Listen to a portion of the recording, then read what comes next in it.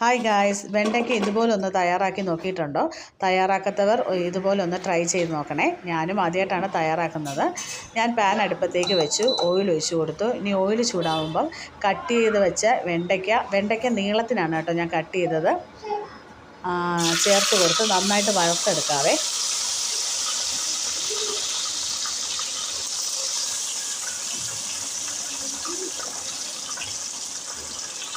വെണ്ടയ്ക്ക നന്നായിട്ട് മൊരിഞ്ഞതിന് ശേഷം ഇതിലേക്ക് സവാള, 2 പച്ചമുളക്, 2 അല്ലി വെളുത്തുള്ളി ചേർത്ത് കൊടുക്കാവേ.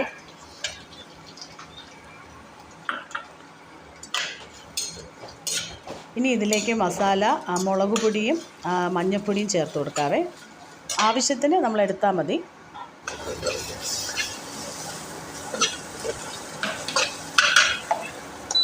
ഇനി സോൾട്ട് കൂടെ ചേർത്ത് കൊടുത്ത് നന്നായിട്ടൊന്ന് വഴറ്റിയെടുക്കണം കേട്ടോ.